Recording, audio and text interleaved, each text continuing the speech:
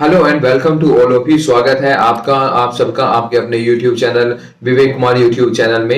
एक बहुत ही ज्यादा मोस्ट इंपोर्टेंट वीडियो मैं आपके लिए लेकर के आया हूं और इस वीडियो में मैं आपको बताऊंगा कि जो इंटरनेशनल जो इंस्टीट्यूट्स हैं, अंतरराष्ट्रीय संस्थाएं हैं, उनका कैसे यहां पर गलत इस्तेमाल किया जा रहा है। आप इस वीडियो को एंड तक जरूर देखें। वीडियो से आपको बहुत सारी नॉलेज यहां पर मिलने वाली है। देखिए, recently financial action task force FATF की रेगुलर बैठक यहां पर संपन्न हुई है।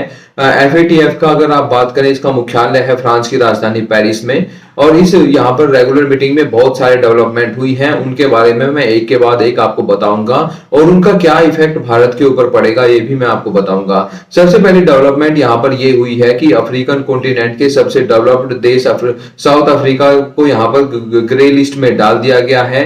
अफ्रीकन कॉन्टिनेंट में वो देश जिसकी GDP सबसे ज्यादा है उसको यहाँ पर डाला गया है ग्रे लिस्ट में। ग्रे लिस्ट का मतलब ये होता है कि उस देश में मनी लॉन्ड्रिंग हो रही है और टेरर फाइनेंसिंग हो रही है, तब किसी देश को यहाँ पर ग्रे लिस्ट में डाला जाता है। तो आप खुद देख सकते हैं कि साउथ अफ्रीका कौन से आतंकवादी संगठन को फंड करता है और कहां पर मनी लॉन्ड्रिंग कर रहा है। ऐसा साउथ अफ्रीका कुछ भी नहीं करता है, लेकिन फिर भी साउथ अफ्रीका को ग्रे लिस्ट में डाला गया है। इसका सीधा सीधा रीजन ये है कि साउथ अफ्रीका ने जो यूक्रेन रशिया का जो यहाँ पर क्राइसिस चल रहा है, उस क्राइसिस में यहाँ पर न्यूट्रल स्टांस रखा है, पश्चिमी देशों का साथ यहाँ पर नहीं दिया और रशिया की आलोचना नहीं की। दूसरा, पिछले कुछ दिनों में यहाँ पर साउथ अफ्रीका ने रशिया और चाइना के साथ मिलकर के एक बड़ी नौसेना एक्सरसाइज करी थी, तो उसका यहाँ पर जवाब पश्चिमी देशों ने मिलकर के दिया है और साउथ अफ्रीका को ग्रे लिस्ट में यहाँ पर डाला है। इससे साउथ अफ्रीका की जो इकोनॉमी है उस पर नेगेटिव इंपैक्ट भी आना यहाँ पर शुरू हो गया है। अमेरिका के जो फॉरेन डिपार्टमेंट के सेक्रेटरी ऑफ स्टेट हैं एंथनी ब्लिंकन, जैसे हमारे यहाँ पर विदेश मंत्री होता है, ऐसे वहां पर फॉरेन जो डिपार्टमेंट होता है उसके सेक्रेटरी ऑफ स्टेट होते हैं। उन्होंने अपने देश को और अपने देश की मीडिया को संबोधित करते हुए ये बताया है कि धीरे धीरे भारत और साउथ अफ्रीका जो है रूस से दूर जा रहे हैं। तो ये टैक्टिक्स अपनाया जा रहा है, साउथ अफ्रीका के ऊपर यहाँ पर प्रेशर यहाँ पर बनाना शुरू किया गया है और उसको क्लियरली सिग्नल भेज दिए गए हैं कि अगर आप हमारा साथ नहीं देंगे तो आपको दंडित यहाँ पर किया जाएगा।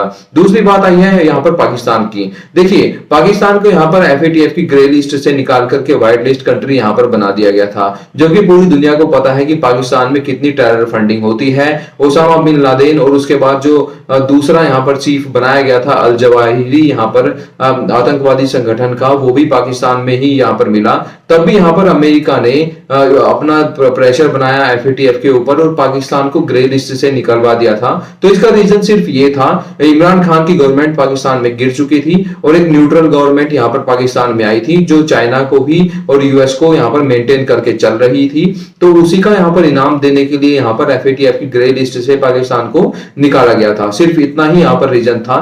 लेकिन अभी पाकिस्तान को यहाँ पर फिर से थोड़ा सा बोला गया है कि देखिए, आपने जिन टेररिस्ट को यहाँ पर ग्रे लिस्ट से बाहर आने के लिए जेल में डाला था, वो टेररिस्ट यहाँ पर खुले में घूमते हुए देखे गए हैं, तो आप इसके ऊपर एक्शन लीजिए। हम आपकी जो गतिविधियां हैं उनको मेंटेन कर रहे, हम यहाँ पर नोट कर रहे हैं। अगर आपने उनके ऊपर यहाँ पर एक्शन नहीं लिया तो आपको फिर से ग्रे लिस्ट में यहाँ पर डाला जा सकता है। जबकि पाकिस्तान ने किसी भी टेररिस्ट को जेल में यहाँ पर नहीं डाला था। आप जानते ही हैं टेररिस्ट जो हैं यहाँ पर उनके सामने यहाँ पर पाकिस्तान की गवर्नमेंट यहाँ पर झुकती है, लेकिन फिर भी चलिए, जियो पॉलिटिक्स है, पाकिस्तान को यहाँ पर इस लिस्ट से यहाँ पर ग्रे लिस्ट से निकाल करके व्हाइट लिस्ट में डाला गया था। मैं आपको वीडियो में आगे ये भी बताने वाला हूँ कि कितनी लिस्ट यहाँ पर FATF बनाता है और इन लिस्ट में जाने पर एक देश के ऊपर क्या प्रभाव पड़ता है, ये भी मैं आपको बहुत जल्दी 1 मिनट के बाद ही बताने वाला हूँ। तीसरी यहाँ पर बात करते हैं नाइजीरिया की। नाइजीरिया भी एक बड़ा देश है, नाइजीरिया को भी यहाँ पर ग्रे लिस्ट में डाला गया है और रीजन दिया गया है कि यहाँ पर मनी लॉन्ड्रिंग हो रही है।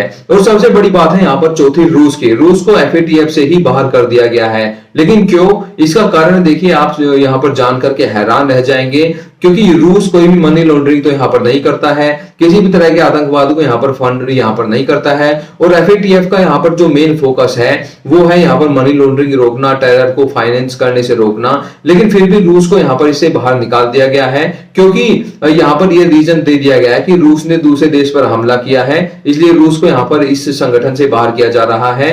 और जो FATF है इसमें पश्चिमी देश इतने इतने सारे हैं, इतनी डोमिनेंस इनकी है कि अगर सारे मिलकर एक देश के खिलाफ वोटिंग कर दें तो वो देश यहाँ पर इस संगठन से बाहर चला ही जाएगा। कल को अगर ये सारे देश भारत के खिलाफ भी होते हैं तो भारत को भी FATF से बाहर किया जा सकता है। देखिए FATF की 3 तरह की यहाँ पर लिस्ट होती है, एक होती है व्हाइट लिस्ट, एक ग्रे लिस्ट, एक ब्लैक लिस्ट। व्हाइट लिस्ट यहाँ पर वो कंट्री मानी जाती है जहां पर सब कुछ ठीक है, सब ठीक ठाक चल रहा है, जैसे United states, India, United kingdom. दूसरा होता है ग्रे लिस्ट। ग्रे लिस्ट में वो कंट्रीज आती हैं जहां पर टेरर, आतंकवाद को फंड किया जाता है, जिन देशों की क्राइम में इन्वॉल्वमेंट होती है और जहां पर मनी लॉन्ड्रिंग की जाती है। इससे होता क्या है, अगर कोई एक देश यहाँ पर ग्रे लिस्ट में आ गया है तो उस देश का यहाँ पर फ्यूचर अच्छा नहीं रहता है, उस देश में इन्वेस्टमेंट नहीं आता है, इन्वेस्टमेंट नहीं आएगा तो जॉब्स नहीं होगा, उस देश में इंफ्रा यहाँ पर अच्छा नहीं होगा, तो कहीं ना कहीं एक देश की इकोनॉमी के ऊपर यहाँ पर निगेटिव इंपैक्ट आता है, जिससे उस देश की जो विकास की जो ग्रोथ रेट है वो रुक जाती है और एट द एंड उस देश को बहुत ज्यादा सफर यहाँ पर करना पड़ता है। तीसरा यहाँ पर होता है ब्लैक लिस्ट। ब्लैक लिस्ट में उन देशों को यहाँ पर डाला जाता है जो कि बहुत बड़े स्तर पर यहाँ पर टेरर को फंड करते हैं। आपको पता ही होगा जैसे पाकिस्तान ने बहुत बड़े बड़े आतंकवादियों को फंड किया है, लेकिन पाकिस्तान यहाँ पर व्हाइट लिस्ट कंट्री यहाँ पर बना हुआ है। लेकिन यहाँ पर पश्चिमी देश जो है FATF को अपना हथियार देखिए कैसे बनाते हैं, मैं आपको बताऊंगा। जब म्यांमार में तख्ता पलट हो गया और म्यांमार अमेरिका के अगेंस्ट हो गया तो यहाँ पर अमेरिका ने क्या किया, FATF में एक कंडीशन यहाँ पर ऐड कर दी कि जिन देशों में सैन्य तख्ता पलट हुआ है उन देशों को डाला जाएगा ब्लैक लिस्ट में। तो ऐसा करके यहाँ पर उन्होंने म्यांमार को ब्लैक लिस्ट में डाल दिया और म्यांमार की इकोनॉमी को बहुत लॉस यहाँ पर झेलना पड़ा। देखिए उसके बाद बात करते हैं ईरान की। आप जानते ही हैं कि अमेरिका में और ईरान में संबंध ठीक नहीं चल रहे हैं, क्योंकि ईरान यहाँ पर डेवलप कर रहा है परमाणु बम और अमेरिका चाहता है कि ईरान अपना परमाणु कार्यक्रम यहाँ पर रोक दे। और रिसेंट न्यूज तो ये भी आई है कि ईरान बस कुछ ही हफ्तों में अपना एक न्यूक्लियर बॉम्ब जो है उसको यहाँ पर रेडी भी कर देगा। तो अमेरिका ने ईरान को निपटाने के लिए यहाँ पर एक ब्लैक लिस्ट में एक क्लोज यहाँ पर ये डलवा दिया कि जो देश परमाणु हथियार डेवलप कर रहे हैं उनको डाला जाएगा ब्लैक लिस्ट में। तो यहाँ पर ईरान को भी निपटा दिया। ईरान की यहाँ पर जो इकोनॉमी है वो लगभग क्रिपल होने की कगार पर यहाँ पर पहुंच चुकी है। और जैसे नॉर्थ कोरिया है, नॉर्थ कोरिया यहाँ पर लॉन्ग रेंज मिसाइल्स डेवलप कर रहा है, उसको भी यहाँ पर ब्लैक लिस्ट में डलवा दिया है। और चौथा जो कंट्रीज है उसको बना दिया है रशिया, और यहाँ पर ये क्लोज यहाँ पर डलवा दिया है कि जो देश दूसरे देश पर अटैक करेगा उसको भी ब्लैक लिस्ट में यहाँ पर डाला जाएगा। तो ऐसे करके यहाँ पर रूस का काम निपटा दिया है और इससे रूस को बहुत बड़ा स्केल पर यहाँ पर लॉस झेलना पड़ेगा। तो FATF देखिए यहाँ पर ये बात क्लियर हो चुकी है ये कि ये प्रो वेस्ट एक संगठन है, पश्चिमी कंट्रीज की ही ये बपोती है, उनकी ही बात यहाँ पर सुनी जाएगी। और ये बात देखी जा रही है कि जो पश्चिमी कंट्रीज हैं वो रूस के खिलाफ पूरी दुनिया में नफरत फैला रही हैं, चाहे इसके लिए उन्होंने BBC का भी सहारा लिया है और भी बहुत सारे काम उन्होंने यहाँ पर किए हैं। और BBC के लिए इमरजेंसी बेसिस पर $4 मिलियन का फंड बनाया गया है, ये जो यूक्रेन और रशिया वॉर शुरू हुआ है इसको कवर करने के लिए। इससे BBC क्या करता है, पूरी दुनिया में ये दिखाता है कि रशिया जो है यूक्रेन के जो आम नागरिक है उनको मार रहा है और यूक्रेन के जो यहाँ पर सैनिक है वो केवल रशिया के सैनिकों को ही मार रहे हैं। तो रशिया की निगेटिव मार्केटिंग पूरी दुनिया में यहाँ पर की जा रही है, पश्चिमी कंट्रीज इसके लिए किसी भी हद तक यहाँ पर जाने के लिए तैयार है। तो अब क्या आप ये मानते हैं कि एशिया की जो कंट्रीज हैं क्या उनको भी अपना फाइनेंशियल एक्शन टास्क फोर्स जैसा कोई संगठन खुद खड़ा करने की जरूरत है? जैसे हमने ब्रिक्स बैंक बनाया है, ब्रिक्स कंट्रीज ने मिलकर के, जो कि वर्ल्ड बैंक और इंटरनेशनल मॉनेटरी फंड से जिन देशों को यहाँ पर लोन नहीं मिल रहा है वो यहाँ से लोन ले सकते हैं बहुत ही आसान किस्तों में। तो यहाँ पर वर्ल्ड बैंक और IMF जो कि अमेरिका का जिन संगठनों पर बहुत ज्यादा प्रभाव है उनको चुनौती देते हुए हमने ब्रिक्स बैंक बनाया है। तो आप क्या सोचते हैं कि FATF के पैरेलल भी हमको एक ऐसा ही संगठन यहाँ पर बनाना चाहिए ताकि हम भी जज कर सकें, कल को अगर कोई पश्चिमी कंट्रीज यहाँ पर गलत करती है तो हम भी उसको ब्लैक लिस्ट में डालेंगे। और जब ब्रिक्स जैसी 5 बड़ी इकोनॉमी यहाँ पर किसी देश को ब्लैक लिस्ट करेंगी तो इंटरनेशनल जो इन्वेस्टर हैं वो उस देश में अपना पैसा नहीं डालेंगे, उस देश को कहीं ना कहीं खामियाजा यहाँ पर भुगतना ही पड़ेगा।